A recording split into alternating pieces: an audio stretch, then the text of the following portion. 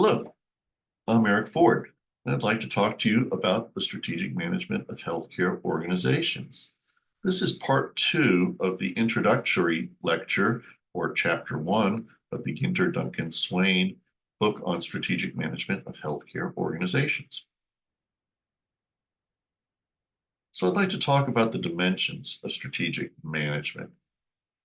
Strategic management is a way of thinking. It's a philosophy. It's something that needs to be more holistic than just putting figures to paper and putting plans in binders and putting them on the shelf. For strategic thinkers, and that's what we hope to make you into over the course of these lectures, we want you to draw upon the past, both your personal past as well as your organizations and other organizations.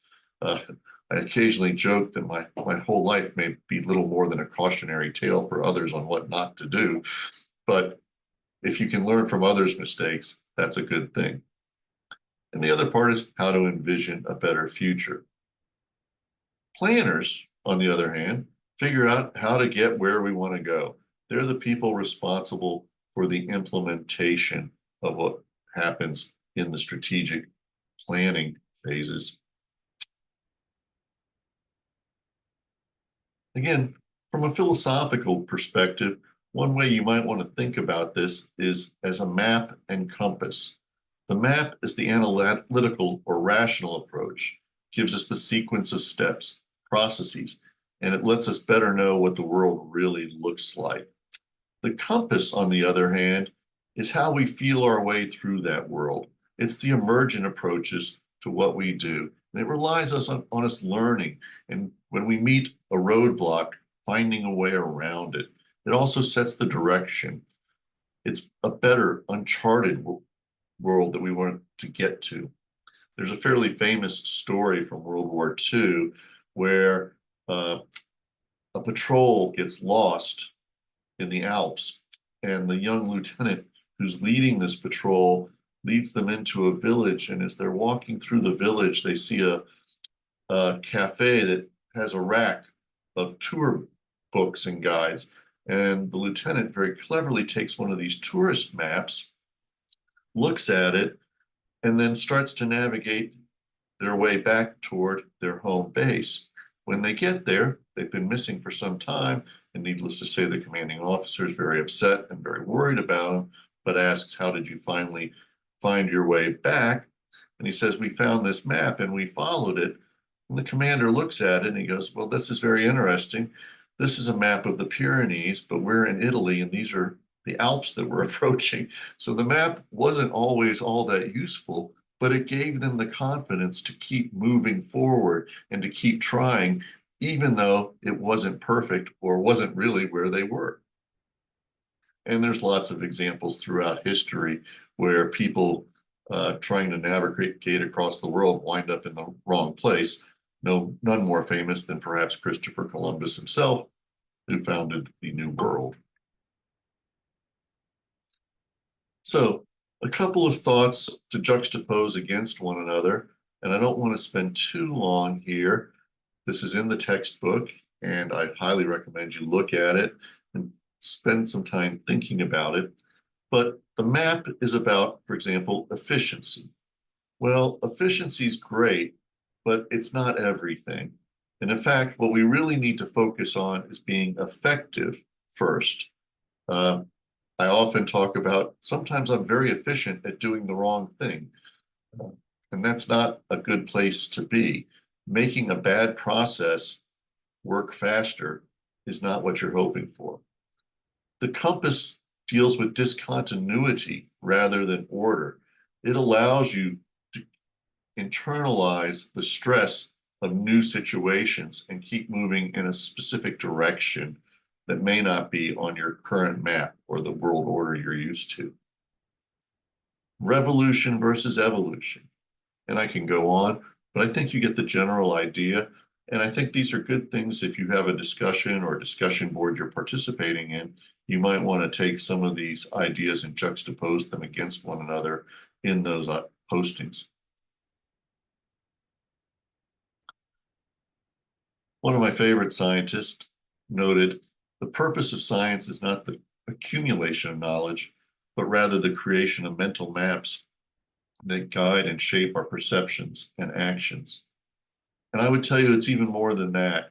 I was listening to a podcast recently about how the initial finding of the number zero occurred, and that was a very big innovation.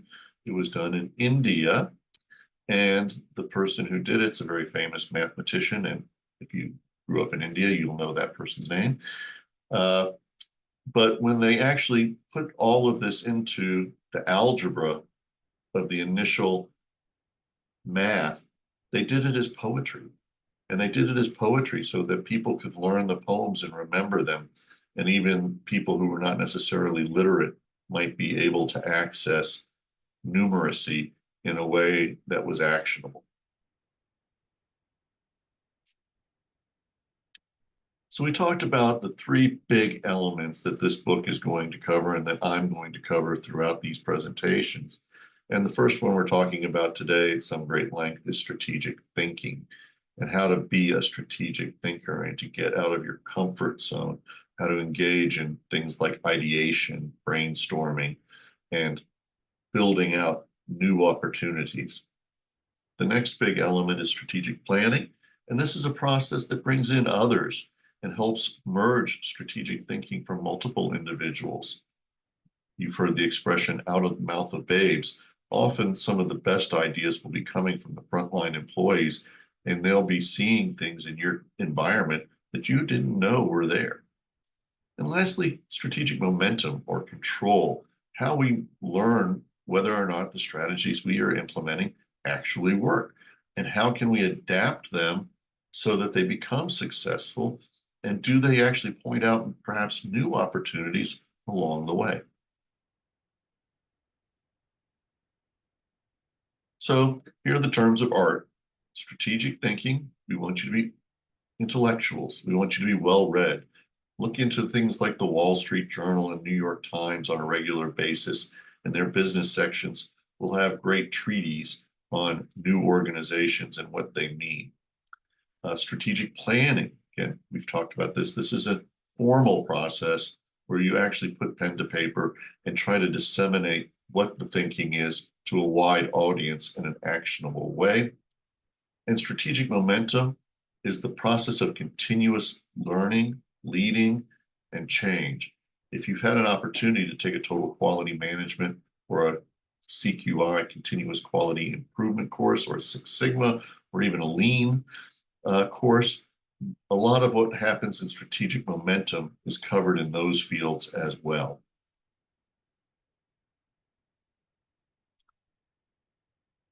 So when we talk about thinking, we need to talk about the states of thinking.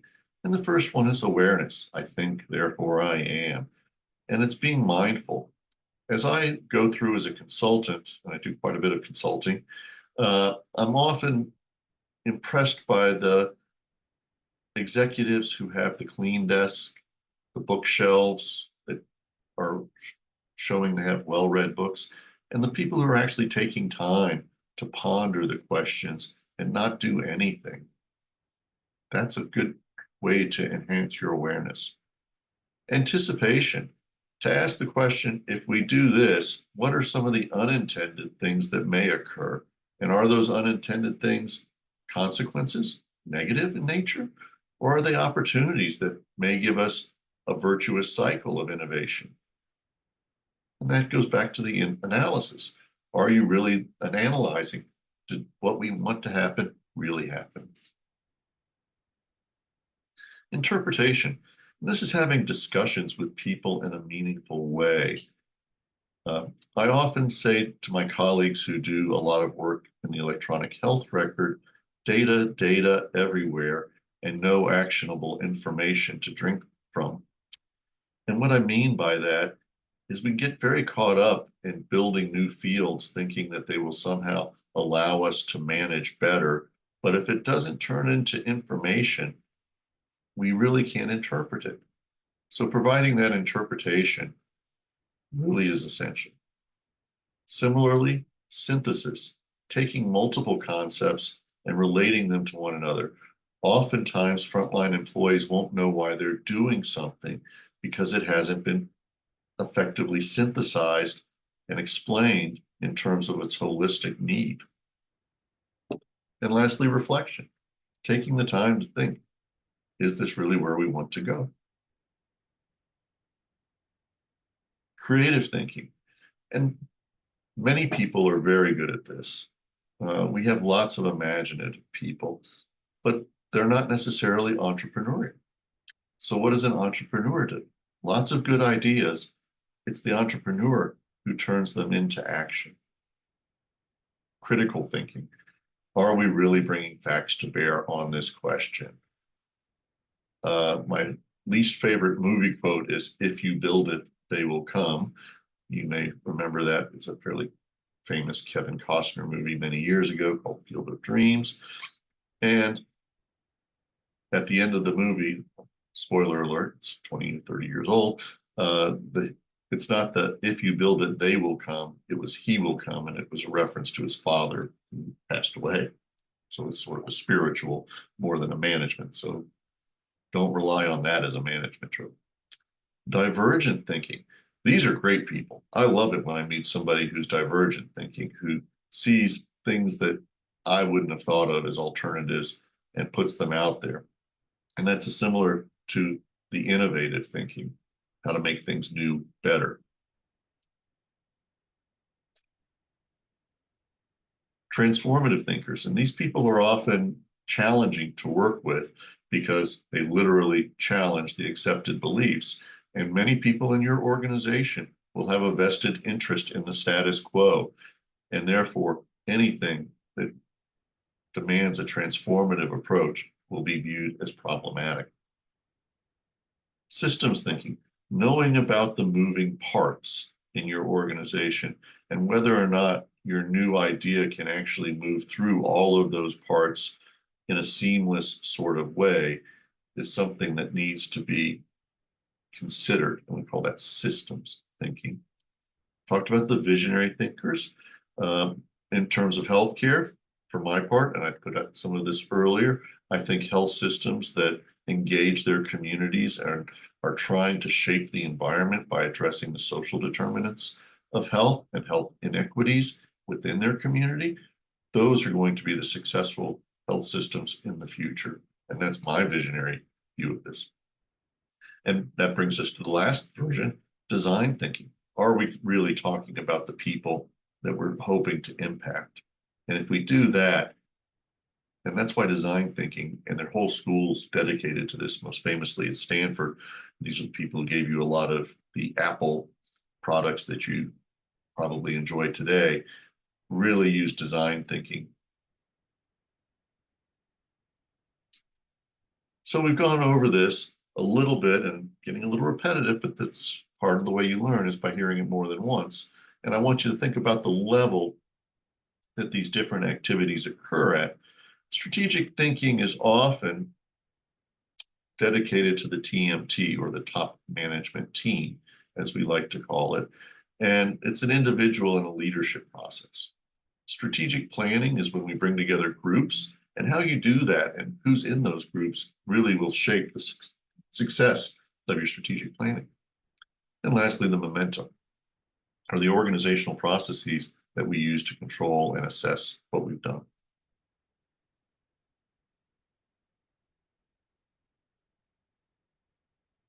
Coming back to the beginning and what the purpose of this chapter is, we really want you to focus on your strategic thinking throughout the course of these lectures. Notice what reality is and how it's changing. What are the current assumptions that are not going to last? And how do we generate new ideas?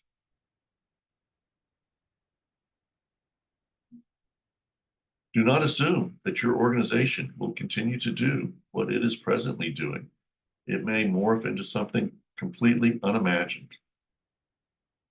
Determine what the organization should stop doing. And I can't emphasize this strongly enough. We often continue activities long into the future when they should have been cut short. Again, the obvious one is determine what we need to start doing.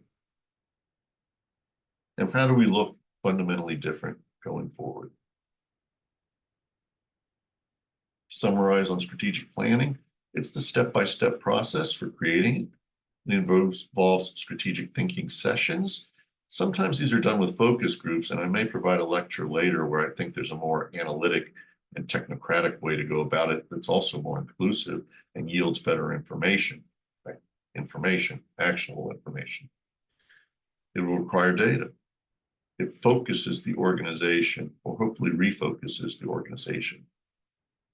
It should facilitate a vision that's shared by all organizational members. And it presents documented strategic plans. I put this slide up, again, the typical 5-year plan, and I put in the word budgets. No margin, no mission. There's a fairly famous nun who said that, who led one of our larger health systems here in the United States. And when she said no margin, no mission, she meant mission in both sense. They had a spiritual need to care for people. That was the reason they founded a hospital to begin with. But the mission of the organization as a survival entity was the other part. Again, we will go into some length on strategic momentum in later lectures, but this is really talking about how we evaluate strategic performance, how do we control its implementation, and are we being respectful of the current culture and making sure that if we need a cultural shift, are we working on that? Here in recent years, the biggest cultural shift you may have noticed is the work from home phenomena. And as I speak, many of the organizations in Silicon Valley are moving back to the you need to come into the office mode, and they're meeting quite a bit of resistance at current. So that is an open topic that I think will probably stay with us for several years.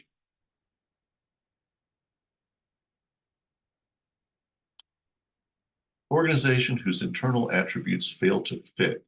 And I want to talk about fit at great length during this series of lectures, because if you don't fit with the external environment for any extended period of time, you will be unsuccessful. And moreover, I would say you are likely to perish. Leaders, like great athletes, must simultaneously play the game and observe and adapt. Benefits of strategic management: it should improve everybody's condition in the organization and encourage innovation and change. What it's not, and I do think these are important things to say, what we're not doing. It's not a quick fix. It's not a technique or gimmick. It's not just planning. It's not books on shelves, etc. You can think of it as a dynamic process rolling down throughout the organization, from the top at the corporate offices all the way to the bottom at the units or service lines, as we use most frequently in healthcare. But it should be iterative for all of them and become finer and finer in its objectives as you go down, so that they're very specific. For example, in surgery, we might talk about on-time starts is one of the big metrics that we're always trying to have, as well as infection rates and other things like that. So that's it for today. It's a conceptual model of strategic management.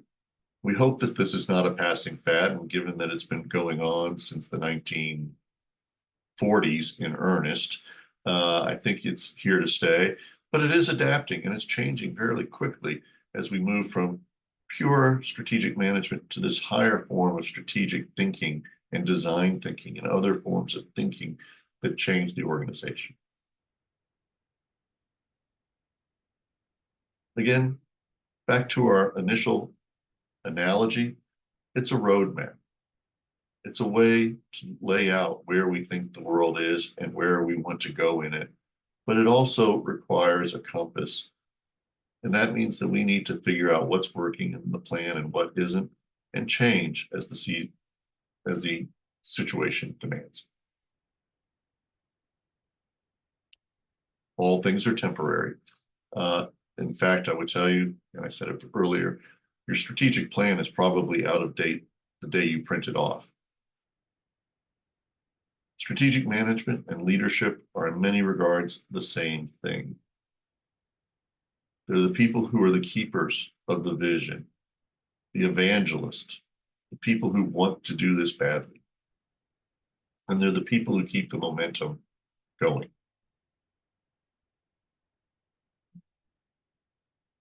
I'll make these slides available in the courses that I teach. And if you'd like them, you can always reach out to me by email, and I'd be happy to share them with you. Thank you very much. That concludes our lecture today.